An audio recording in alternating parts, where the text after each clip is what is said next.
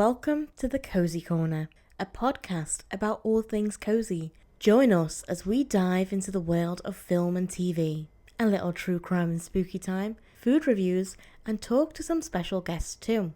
So get cozy, grab some snacks and settle in, because we're about to begin. Hello and welcome to another episode of Cosy Corner Podcast. And today, on this week's episode, we have the amazing Alice. Hi. She's back and ready to give us another amazing episode. Oh, well, thank you very much for having me. I cannot wait to dive into this. No, literally, you told me that we were going to be covering this. Yeah. And I was like, when, where, give me literally any time and I will be there. Yes. Because I have so many thoughts. Parks and Rec is probably one of the first things that we bonded over. Yeah. Because I remember I didn't really have anyone who watched it. Yeah. Only you. And I think I've got another friend who kind of watches it casually. Mm-hmm. But me and you are die-hard Parks and Rec fans. Literally. So we have to do an episode on it. It's only right. It is. It is. So I can't wait to get into this. It's one of my favourite TV shows. I kind of watch it if I'm feeling a bit down. Yeah. And want to be cheered up. And, yeah. No, definitely. And definitely. it's like a comfort comedy show for me. Yeah. It's that and Schitt's Creek. Yes. At the minute, for me. Absolutely. And you have your comfort characters as well. Yes. Like, Schitt's Creek, it's Alexis. Oh, yeah. Parks and Rec, I've got about 5. Oh. I mean, yeah. We'll get into this, but Leslie Knope is the best protagonist in a sitcom. I feel yeah. Ever. As well, because she does have a lot of, character growth. It's So. the acting and the improv, everything. Amy Poehler, honestly, Phenomenal. We've jumped the gun too much because I've have. got too deep already. Well, shall we get into what it's actually about first? Yeah, whoa, So, pull it back. For those who aren't as aware as Parks and Rec as we are, this is an American political satire mockumentary television sitcom created by Greg Daniels and Michael Schur. Am I saying that right? That is right, Schur. I think. I believe so. Schur. And it was made in 2009, which means this year's the 15th anniversary. Yes. Of amazing. Parks and Rec. I love that you know that. Yeah. I didn't know that. This is why I'm here. Yes. Bring all the Parks and Rec facts that we need. No, exactly. Parks and Recreation. Yes. If we're going to use the full title. Well, full title, yes, but I feel like I'm too familiar with it. Yeah. Where I've nicknamed it just Parks and Rec, Oh yeah, that's something you Parks came and up Rec. with. I mean, yeah, I'm the inventor of that, obviously. You coined that one. I feel like it's too formal to say Parks and Recreation. Yeah, that's to fair. me, it feels too formal. But I've got some notes to go off of. Okay. Because to be fair, I feel like after our last episode, we need to stay on track. Our last episode went through every different avenue possible. I think we all stay on the straight and narrow here. We will stick to the notes. Yes. So, sticking to the notes. Who is Michael Schur and where would you know him from? Well, he's also known for The Office US, The Good Place, and Brooklyn Nine-Nine. Yeah. Now, they're my 3 other favourite TV shows. It's I a love good them. repertoire, isn't it? Oh, amazing, outstanding. Every really one of good those comedy. is just, they just hit, don't they? Yeah. It's just fantastic comedy. Yeah. Great drama and unique characters. Definitely. I think the US Office and Brooklyn Nine-Nine both kind of peaked at season... Yeah. Well, The Office, spoiler alert, after Michael leaves in season 7, it went downhill. It did. Dwight and Jim were carrying that. Brooklyn Nine-Nine, the last season, I wouldn't even bother watching it. I'm sorry. It wasn't as good. I only watched it just for closure. Yeah. It wasn't as good. And, R.I.P. to the amazing Andre Braugher. Yes. He was incredible. But, it didn't hit. But I personally, and I know you disagree with me here, I think after season 1, Parks and Rec is just, season 1 is rough. Season 2 is a bit less rough. Season 3 onwards is literally quality TV. And I like how they changed it up in season 7. But before we started recording, you said that you disagree with me. Why is that? I think it did go quite downhill in season 7. Because I felt like it was very much... It felt like it didn't have direction a lot of the time. They weren't quite sure where it was going. Okay. And then some of the characters made choices that I didn't think they would actually make. Yeah, I get that. Like, April ends up having kids with Andy. Yeah. Yeah. For her character, I don't think she would. No. She was very much like, I'm not having kids.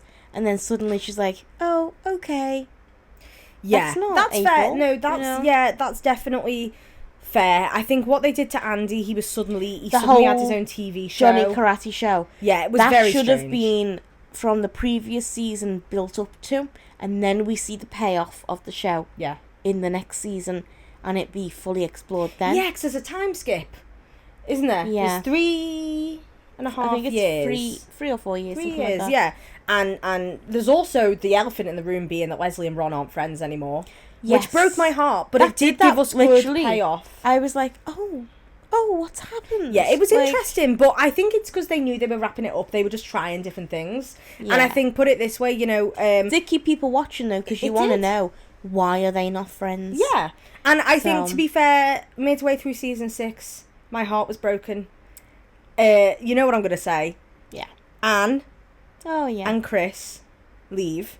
And that's because they wanted to do different things, and that's totally cool. They wrapped both their storylines up quite nicely. It was a nice little bow. But I stand by the fact Anne never had enough to do on that show. She's a great actress. You've heard me say this before. I'll say it again. She's a great actress, yeah. Rashida Jones is so funny, and I think she's slept on as a character. She's underrated. Yes. I think she had really good comedic timing, and being the straight man character, to all the others. Yeah. She's kind of like the foil for Leslie. Yeah. And so, but she had some great things, and they kind of, really once did. Ben and Chris came in, she wasn't as relevant. No, she did kind of take a back seat. Yeah. In terms of being a regular character, like, she was there, but she was kind of always in the background more. And I just think that she deserved better. Because don't get me wrong, there's a whole host of great characters, and I know we're going to get onto that in a minute, but, don't get me wrong, Andy's funny and all, but I don't see much depth in him. There wasn't really an awful lot there. I did kind of like the episodes that explored when they, like, went to London and, like, the whole charity thing. Yeah, he was like a part for a while. That was interesting and nice, and I enjoyed the kind of comedy moments with, like, Janet Snakehole. Yes. And, like, his character. What was that character called? Burt Macklin. FBI. That was it, yeah. Burt Macklin. FBI. Like, that Macklin, was always... you son of a bitch. Yeah, that was always so much fun. I mean, I would have even enjoyed to see something come out of that. Yeah. Like, to do with the Johnny Karate show. Like, if you would have had, like, a sketch show with that. Yeah, Johnny Karate kind of came out of nowhere. Burt Macklin, he was always there. He was always there. I was like, why not do something with him for the TV show? Yeah, it was very interesting. So that, to me, didn't make much sense. Yeah. And then the whole thing with, like, he was happy to move when April wanted to move for a job. It was like, but you've got this entire, like, TV show and all that. Yeah. You're going to end up resenting her, and then you're just going to break up. Yeah, and you never know what he's doing by the end. No, everyone it's very else, ambiguous. You see, like, their whole job. Yeah. Their whole job's like, everything. Then there's Andy. Andy's just there. Yeah. So, to me, the later seasons did have some pitfalls. And it could have been explored better. Yeah. And I feel like we didn't get as much of an insight into their overall lives at the end. Yeah. Where they end up, as much as what I would have liked. Okay. Because, like, I want to see exactly what they've been doing and, like, what their lives like, not just that little snippet of, here we go. I actually disagree with you there. Really? I think that the last episode, aside from the whole what's Andy's job thing, I genuinely think it wrapped it up really nicely. I think because you just need to know that they're doing okay. Yeah, the whole thing is that you don't really... You just know that she's going to be okay. She's got it under control. Oh, yeah. You know what I mean? Definitely. I liked that it did wrap things up, but to me it just felt a bit rushed and like it could have been explored more. Yeah, that's fair. And the ambiguity at the end of, is Ben the president or is Leslie the president? Yeah. Yeah. I mean, I think we all know Ben would let Leslie be president, or maybe they alternate. Maybe it's a job share. Maybe. You know? I could see them being like, you know what, we're going to make this a job share. Because Ben historically has stepped aside for Leslie. You know, he became a campaign manager, And then at the end of season 7, he lets her run for governor when he was offered the job. So, you know, maybe it's her turn to kind of let him... Maybe, you know? yeah. But who knows? That's the great thing about their relationship. I did enjoy that bit where it was a bit like, oh, what's going on there? You know, it was a bit of mystery to it. I liked that. But I just would have liked to see, like, a bit more. I weirdly feel like we got to see more of an insight into Jerry than anyone else. As we should, honestly, because I did like him as a character. You know, and actually I think that is one of my least favourite parts of the show. I think it's very much taken from The Office. It felt there's this more... one character that everyone hates. And in The Office, it's Toby, and there's valid reasons. Toby is weird, and he's... You know, he's funny, but he's weird. Odd vibes. But in Parks and Rec, I always thought there was some kind of carryovers. I just felt sad for Jerry a lot of the time. Yeah, it's like, why... Oh, sorry, Gary. Gary, exactly. Why did he get so bullied? Okay, yeah, he farts a lot. Like, okay, he's a bit doddery. Like, I just found it mean-spirited. Yeah, it did actually come off like that a lot of the time. Especially coming from, like, April. Yeah. And, like, you expect her to be like that. But then when it's not warranted and it's just sad, it's like, no, stop. Leslie as well, like, the nicest even person Leslie ever was like that. Bullies him. Yeah. And, you know, that is sad. I'm not really here for it. No, I did actually feel quite sad about that. But then at the end, we see that he actually goes on to have a very successful career. He does. He becomes the mayor. And he lives so to be 100, unexpected. right? Yeah. So unexpected. And literally no one seen it coming that he was going to be mayor for that long. Yeah. Because it was just supposed to be interim, wasn't it? So nobody saw that coming. And nobody can get over the fact that he has a really hot wife called Gail. Like, everyone was like, there's no way that can be a thing. And even Ben was like, did your father see her father commit a crime? That is one of my favourite plot lines. Ben's just so confused. He's so confused by it. When he's like, is someone going to say nutmeg and she's going to wake up from this nightmare? Like, but again, that still plays into the mean-spiritedness of, well, he's so ugly as a person that he can't possibly get someone like her. Yeah. When, like, that's awful, but also, she might just be going for personality anyway. Also, we know in canon he's, you know, packing down there. Yeah. But also, that episode when they go to... Leslie goes to his house and he's, like, a completely different person. He's, like, the cool one. He's smooth and slick. Yeah. And, oh, that was so funny. That was a really funny moment. It's just... There's so many... Leslie ended up being the clumsy one. Yeah. And I just think that's so funny. I think some of the... Because in my head, I know we've said it's a mockumentary. Yeah. I've always thought, while The Office is very much, this is a mockumentary, I've always thought the pieces to camera weren't actually being filmed. I don't think the show is being filmed. There's been a big debate on whether is Parks and Rec a mockumentary, or is it more of like when these characters talk to the camera, that's their inner thoughts. Yeah. Now I kind of go back and forth on it, because like sometimes as well, like especially during like certain moments, like if it's really embarrassing, you might kind of give the camera like a look. It's so funny. You know, so funny. Like, get on your feet. That moment. That's... And the look, and, like, you see like a look of like, this is so embarrassing. And you look at the camera. Yeah. Yeah. So sometimes I'm like, is that actually being filmed? Or is it something like, oh my God, I've forgotten the name of the TV show. I will get there. It has Phoebe Waller-Bridge in it. Fleabag. Is it like Fleabag, where she'll just be like, look at the camera? But we know this is her kind of talking to herself. Yeah. Yeah. But that's... it's up to interpretation. I think it's supposed to be interpretation. Yeah. It's supposed to be, you decide what you think of this show. And I kind of go back and forth, because sometimes, especially with the zooms and all that in it, I'm like, this feels mockumentary. It feels like it's supposed to be a documentary. But then at the same time, what exactly is this documentary fully about? Because it doesn't just focus on local government. Because obviously Leslie, for those who aren't fully aware, she works in Parks and Recreation, within the local government.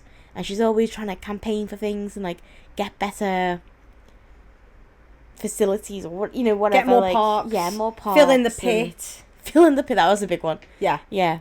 But you know what, though? I think season 1 has got what people call kind of like early season weirdness. Yeah. In that they do kind of reference that it's a documentary, but it's in the pilot, so you're inclined to kind of ignore it. Yeah. Leslie herself is very... And actually, I've got a theory for this, right? So Leslie in season 1 is very kind of different. She's mean-spirited. She's not good at her job. She's a klutz. She's ditzy, whereas by the end, nah, she's got this. Sometimes as well, like, there would be certain lines where she would say, like, well, can't the 4-year-old watch the 2-year-old? And, like, Leslie that we know at the end would never say anything like that. Like, she's a bit stupid. Yeah.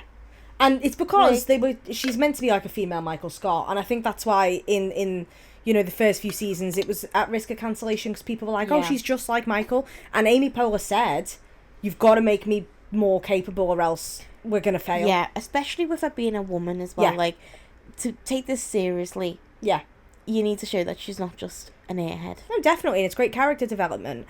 But I also think that, when Anne joins, because there's a season 3 episode where you figure out that Leslie had a best friend who went to Eagleton. Yes. And I think that maybe once her best friend left, she was on a spiral, right? If we're going to try and account for all of the early season weirdness. She constantly seems to be like, she's trying to always achieve something, even if it's something small, to prove, like, I can do this. Yeah. And she's grasping at straws left, right and centre to try and claim who she is as a person. Yeah. And figure out what she's doing.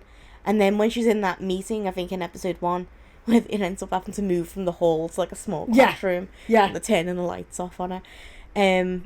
She ends up agreeing to things that she knows she can't do. Yeah. And being a people pleaser, and that falls into that theory of it's like she's lost someone and now she's trying to regain people. She's trying to find her people and find her place in life as well. Yeah. So she's like, yeah, absolutely, I can do that, even though she knows she can't. That's not actually possible. Yeah. So I think once she gets a best friend, and I stand by this, I will die on this hill, that their friendship is one of the best parts of the show. Yeah. Leslie and Ron as well, obviously, I love them, but I think. And that's why I get annoyed sometimes when there was kind of like a bit of a... jokes you wouldn't make now. Where it's like, there's some kind of girl fighting going on a little bit. Which is fine, but I think when they're on it, they're on it. Like, there's one where Leslie tries to auction off Anne. Yeah, I did not. I'm not here for that episode. And the creepy characters who were bidden. Oh my god. Yeah. Like... Yeah. But they are the best part of the show. And I think they bounce really well off each other. They were friends before they started filming.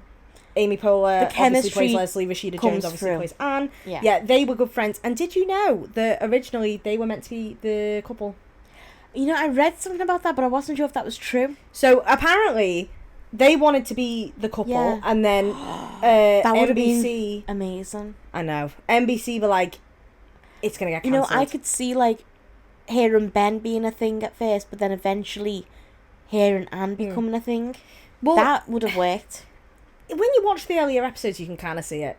I think you can kind of see it. And, like, I know Ben was kind of... I love him. He's amazing, but he was kind of brought in to be a love interest. Yeah. Whereas Anne was always there. Yeah. At the beginning when he was first introduced, you could just say literally your only role is to be the love interest. Yeah. And thankfully he grew from that. I mean, could a depressed person make this? He became such a fan favourite character. He's great. Adam Scott's a good actor. Yes. He's really good. But, like, I just think, I'm not here for Leslie and Ron. Anyone who ships that, you're weird. Oh, no. Who ships that? I've seen things. Oh, I don't want to see those things. Don't look it up. No. Don't look it up. I definitely won't be. Oh, God, that's... No. They just couldn't. They just... No. But remember, speaking of Ron Swanson, we went to go see him, didn't we? We did. Separately, but we were both there. Yeah. He's fabulous, isn't he? Yeah, what? He's really his name? Nick Offerman. Offerman, that's it, yeah. He was in The Last of Us. Yes. Yeah. He's such a great actor. A lot of good range. Have you seen We're the Millers? Yes. He's in that. Yes. Yeah. He's in that. He's funny. He is really good. He pops up now and again in places and you're like, oh my God, Ron Swanson. Yeah. And he literally wrote a song about everyone thinking that he is exactly like Ron Swanson, and I thought it was brilliant. I remember like one of the words, like the lyrics was something like, Ron Swanson's bowel is fictitious, because like no one could actually withstand constantly eating steak and whiskey. Yeah. Like, there's no way. There is no you way can do that every day. you will be able to do that and not have something wrong down there. Yeah. Yeah. It's just literally. And also, he in real life is very anti-gun. Yes. Whereas Ron is, you know, complete opposite. He's very much like, I will have this to be able to protect my property if I need to. Yeah. And also if he wants to go hunting. Yeah. And he's also a libertarian. Episode. The hunting episode. Oh my god, that one's another classic. You think Leslie's going to be in the one who's caused all the issues, and it isn't. I fully was like, it's Leslie. Another good bit from one of the earlier episodes is the one where they're trying to demolish the band. It's not a bandstand. The gazebo. The gazebo, right? And Leslie chains herself to the gate, not realising it opens just open sideways. That's so funny. Yeah. Honestly, there's some great moments. It's one of the funniest shows I have ever seen. Yeah. It's because she's just so compelling. Yeah. You're rooting for her. That's why I think it's so good in season 2 she gets more backbone. Yeah. Because you're actually rooting for her. Season 1, Leslie, you don't really care. No, because you're like, oh, you're a bit of a idiot, and weirdo. Also, once Mark leaves... Yeah, you know, I always thought that was a little bit weird and it felt unfinished. Because he does kind of say that he's leaving. And then suddenly, there's just no mention of him whatsoever. Ever again. And you're like, what happened to Mark? Where's Mark? What's he doing? Why did he leave? He wanted to propose to Anne. Oh, yeah, during that, the telethon. The telethon thing. The bit where Leslie's trying to describe the Friends I'm episode. going to drink 9 glasses of milk. And Anne's like, nope. Oh, my God. And that's when she stays up. And then falls asleep for 20 hours or something. Some of the stuff, and you forget what happens to them when you rewatch it, which I have done several times. Of course. It's so much fun, but I do think one of the main reasons it's such a compelling and addictive show is because of how fleshed out and developed all of these characters are. Yeah. Every single one. Even the one-offs, or the ones that you don't see now and again. Yeah. They're still just deeply developed to the point where you know exactly who they are, even if you've only seen them once or twice. Like Jeremy Jam. Yes. Yeah. Or Ethel Beavers. Oh, yeah. You just know them so well, even though they hardly ever appear. Yeah. But there's that much character development and attention to detail that they stand out, and you're able to see them and view them as actual people. Yeah. Yeah. And I think that's why it works, because everyone is so unique. There's not a character where I would think, oh, they're just the same people. Anne and Leslie are so different. Yeah. I mean, they have similarities, but they're still so different. Often, especially comedies, it can just feel like it's copy and paste. Yeah. You know? Yeah. Especially for female characters. No, definitely. Yeah. And I do think, actually, in some of the later Mike Schur shows, Brooklyn Nine-Nine, yeah, there's some characters where you're kind of based on, Amy Santiago, I mean, she's literally called Amy. Was she named after Amy Poehler? It did feel a bit like Amy Poehler and Leslie, kind of them two intertwined. You know, the actress and the character intertwined. Yeah. And then put in a police department. Yeah. That is what it felt like. Yeah, and don't get me wrong, it's okay to have characters that are similar, Yeah. and obviously it's so much effort to write a sitcom, but some of her traits were very much plucked from Leslie. I think so. It does seem like it. That's why I think The Good Place is better. All the characters in that are so unique. Don't get me started on that. It's amazing. Jason Mendoza. I loved it. That's another one of my comfort shows. Yeah. It's just amazing. Yeah. No, it is. And in Parks and Rec, Chris Traeger. Have you ever seen another character like him? No, and he doesn't even really play characters like that. No, he doesn't. He can often play more darker, kind of dramatic roles. Yeah, because he's in the West Wing, right? Yeah. Yeah, he's in loads of stuff like that. So seeing him in this kind of show, it shows the actor in a whole new light. Yeah. Shows his range. And it's actually a really good, fun character who has a lot of flaws, and that goes for all of them. They all have flaws. Yeah. I mean, Leslie has loads. Yeah. In the end, she owns them. Oh, yeah. Yeah. She is. I remember that episode. What do you love Harry Potter? Like, you're a steamroller. Like, Oh, God.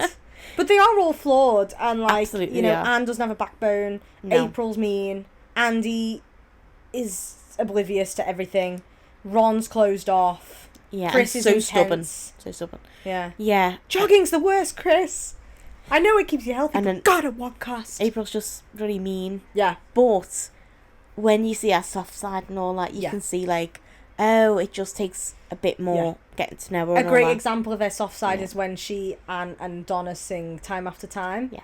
Love that bit. Yes, and all of our work with the animals as well. Yes. That was lovely.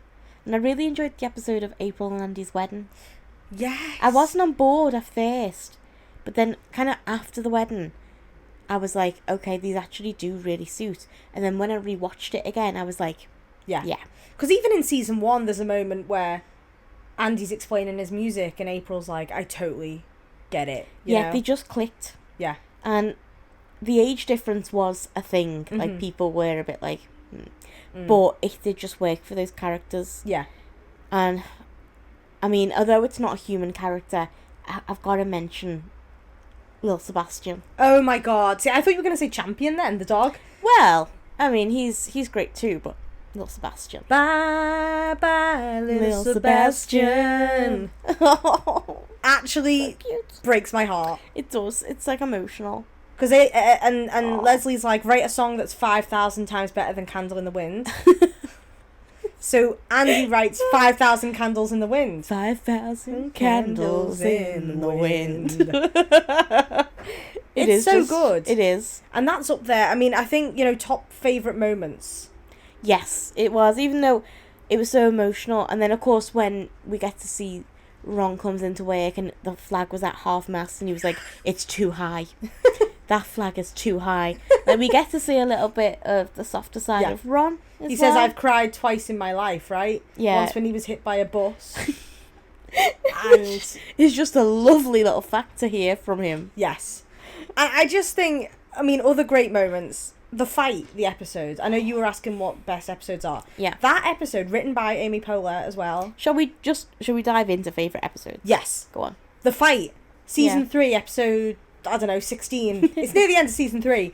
And it's great because I always say that episode is the best one to introduce people to the show. Yeah. Because if you're thinking, oh, season 1's a bit... that episode, every single character has a good moment. You know, there's the bit where they're all drunk, which they were doing improvised. One of the best. It's got heart. It's just so funny. And there's so many jokes from that. I mean, I watched that episode more than any other one, and I laugh every single time. That's one of the best episodes. So good. There. And it's just, you know, and it was meant to have a kiss between Anne and Leslie. I think. They should have just been brave enough to They should do have, it. it would have been Honestly. cancelled inevitably. But yeah, that episode is iconic. The bit, I don't have to tell you once. I'm like an elephant. Brilliant. I walk in the room and it's like, okay, he's in here. They're so good.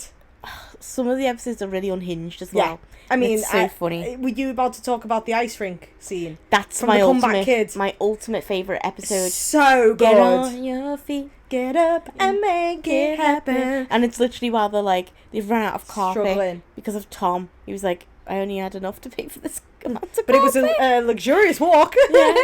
Yeah, And that's then- another great episode. Because that episode's also got Ben saying, could a depressed person make this? Yes. So another episode with loads to me, of great that's the moments. best. Yeah, I don't think you can beat that episode. Mm. Just the absolute, to me, that's the pinnacle of Parks and Rec. Like, So funny. Season 4 in general, I think is the best season. You know, she's trying to run for city council.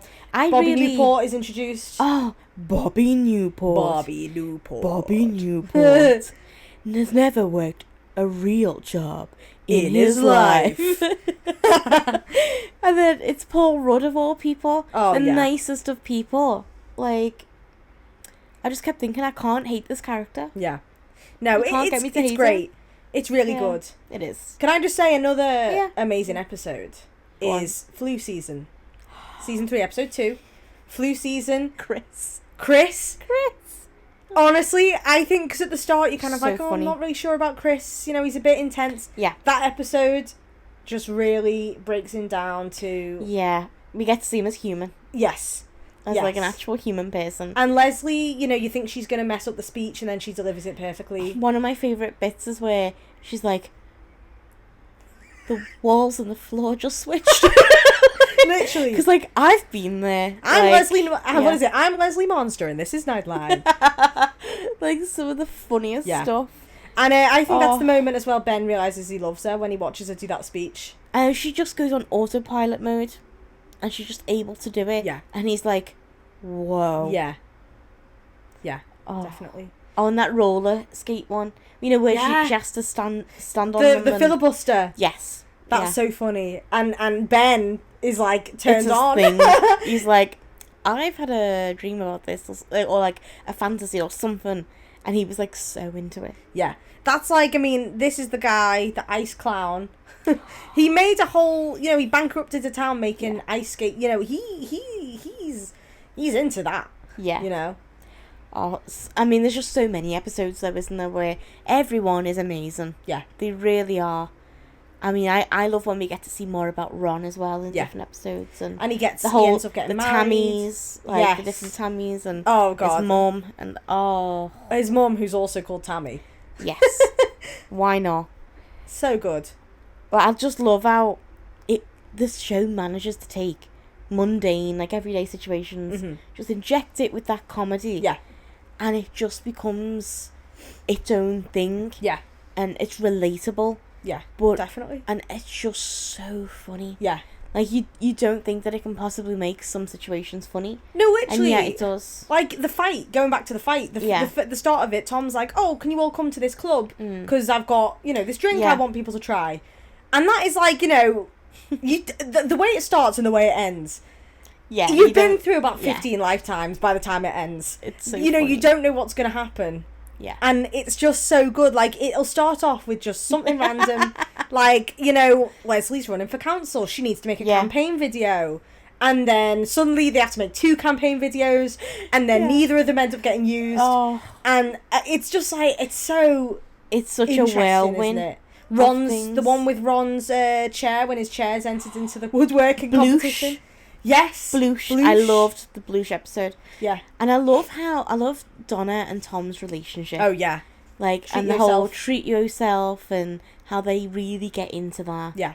That, like, I just feel like so many of these characters and their relationships, the writers have nailed them, like, in the realism department and how realistic and authentic these actually are. They've got to be based on, like, real life experiences or something. Because you can't just plug that out of thin air. They're so authentic and real.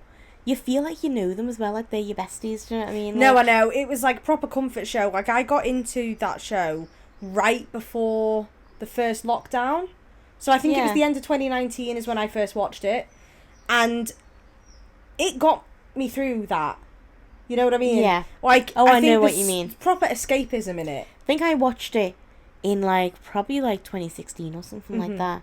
So, like, after it finished then? Yeah, like, I do remember all of the seasons were out. So I was like, oh, I'm ready for this. Yes, please. So I was ready to dive in and watch it all.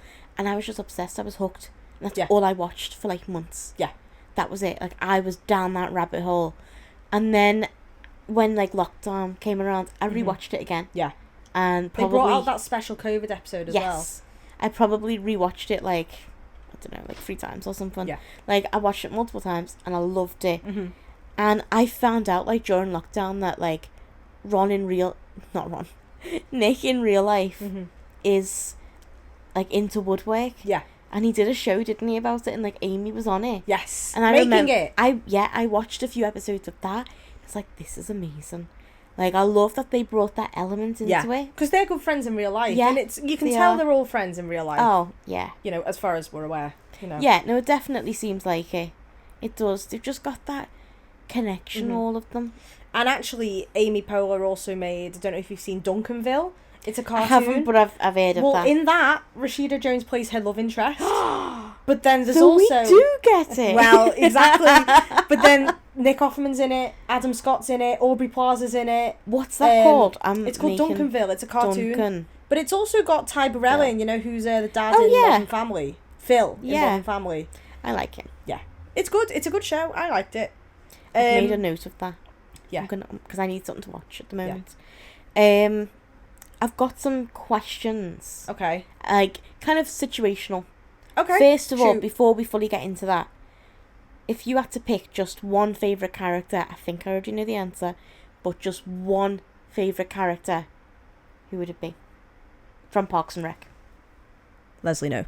Yeah, I had a feeling. I mean, Anne is also up there. I will have endless love for Anne. I think she deserved better. Yeah. But Leslie Knope, there's just something about her. You trust her. You love her. She's so funny.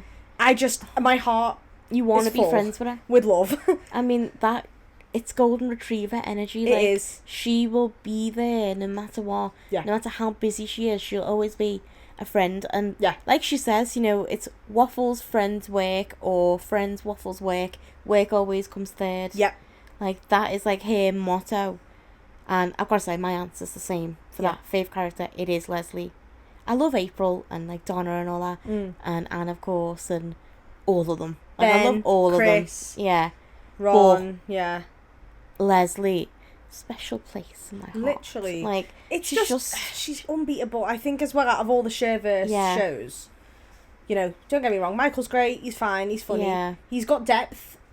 Yes. You know, Jake Peralta, love him, he's great. Yeah, again, many characters that have still got flaws. Yeah. And explore Eleanor them. Shellstrop, she's really flawed. Yeah. But there's heart. Leslie Knope just takes the cake for me. She always will. I think because she's the most relatable. Yeah.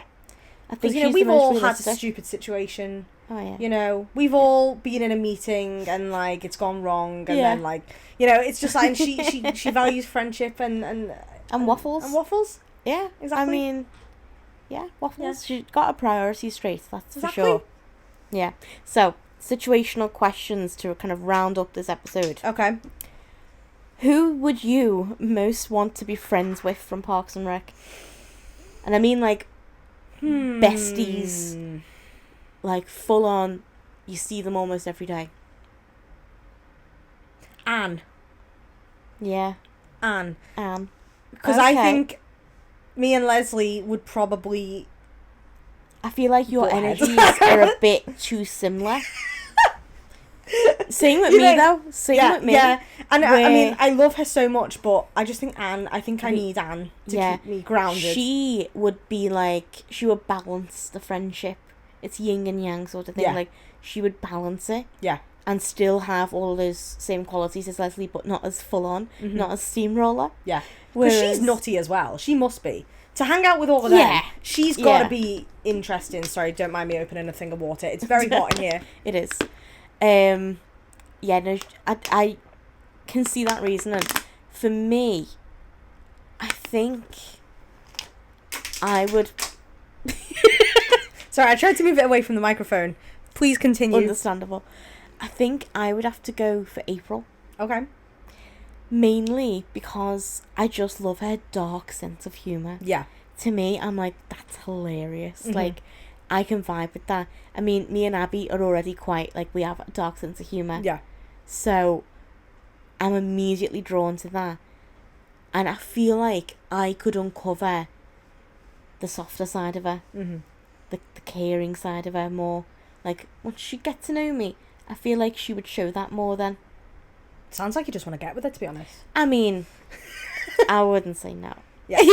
I mean, yeah. She's gorgeous. So, whether it's friend or more. Either way. I'd explore. Maybe that's my secret game with Anne. Who knows? And last question. Oh no, second to last question. Okay, hit me. I've got a great answer for this one. Okay. If you had to be... I feel like you're going to have the same answer. If you had to be stuck in a lift with a character from Parks and Rec, who would it be? Leslie. Right? Problem solver? Your- She's probably your- got the your fire brigade on answer? speed dial.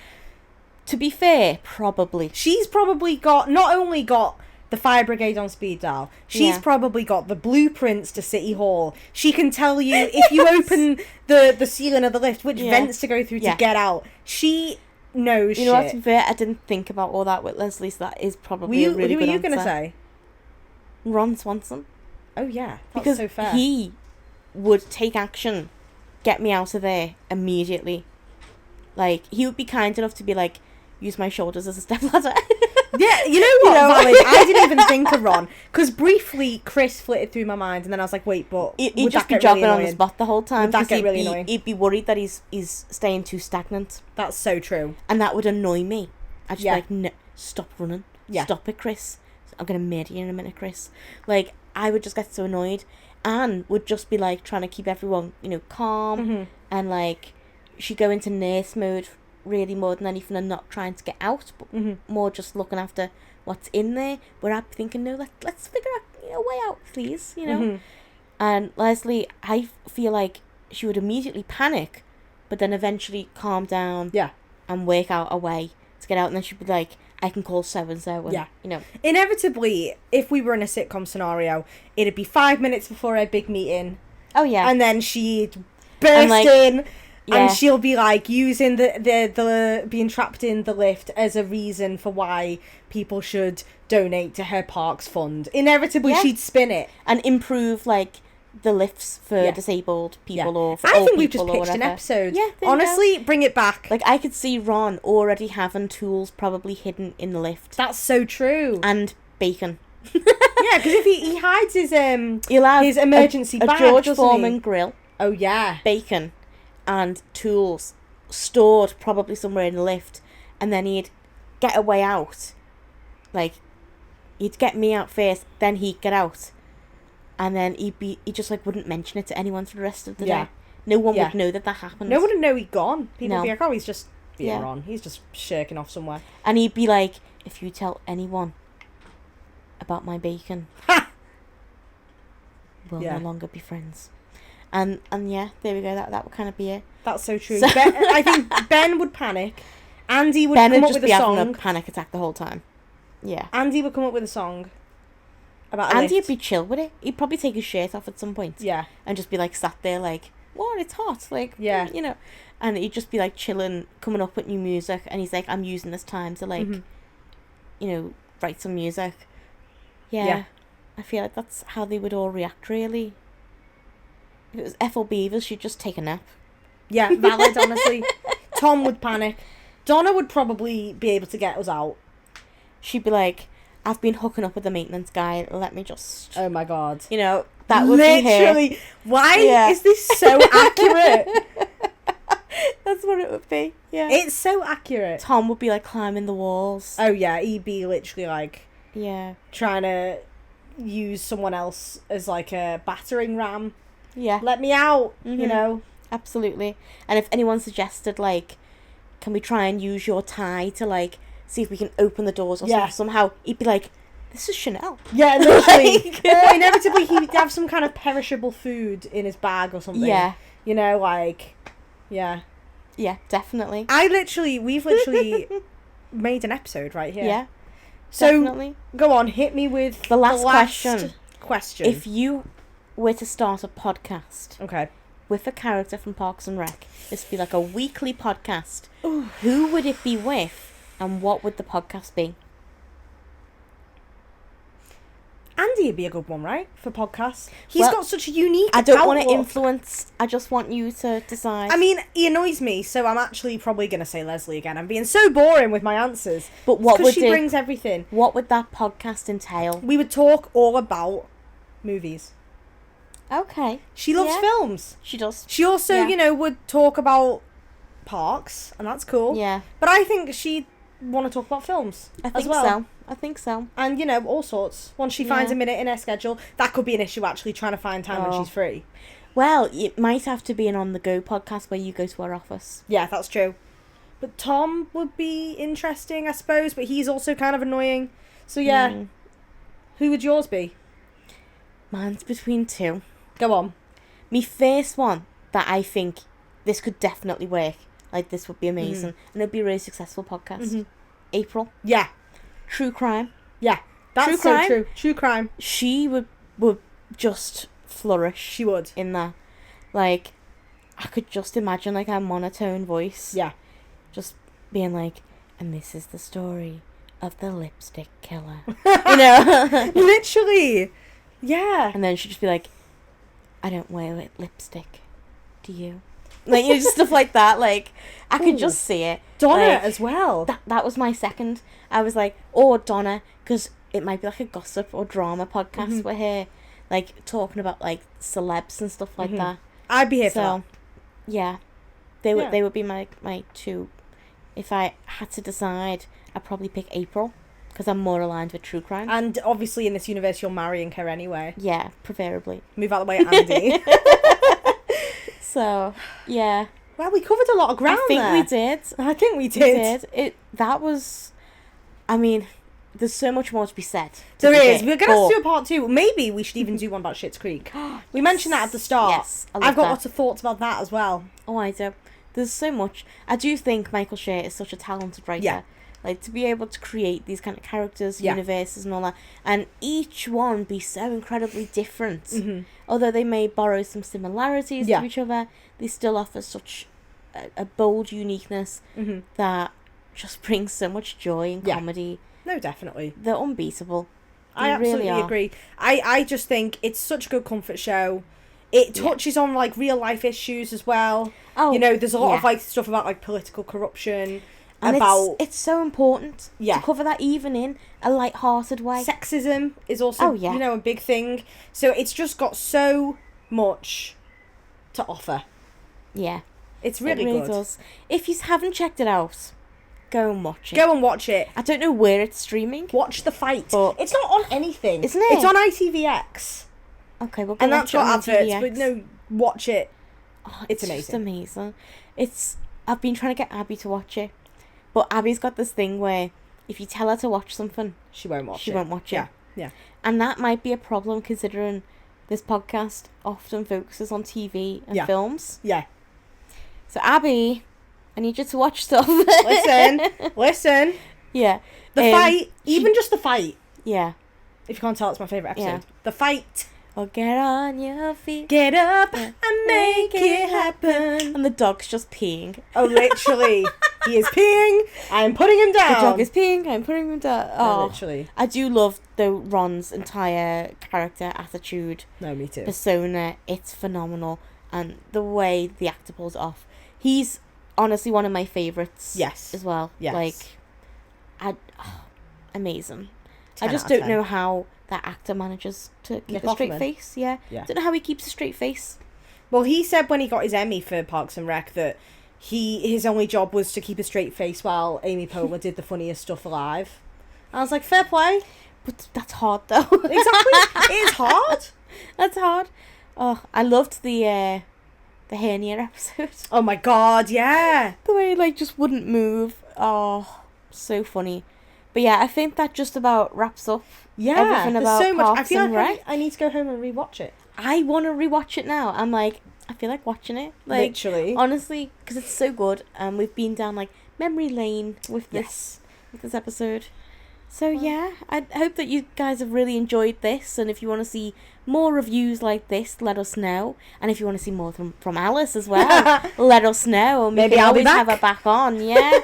Who knows? Yeah. Definitely. I think we've got a lot more to talk about. We do. As well. And you're another fan of Doctor Who. I am, and it's back today. Well, at the time of recording, it's back. Yeah. Yeah. There's been some confusion, I think, hasn't there, with, wasn't it some being released at midnight or something like that? Honestly, no one's I don't know anymore. Yeah. I don't know anymore. But yeah. I'm excited to see it whenever it is. Yeah, me too. Me too. So yeah. But thank you very much for having me on. I've really enjoyed it. Well, I'm glad to have you. It's been so much fun. It's nice to mix things up a little bit. Yeah. And give some different perspectives on things, and especially for shows that Abby hasn't seen. Yes. We're able to get those different views on it, and it's just so enjoyable to talk about. You got me simping. This show. Simping. Yeah, well, that's for what Rashida we want. Jones. Well, thanks so much for watching, and stay cozy.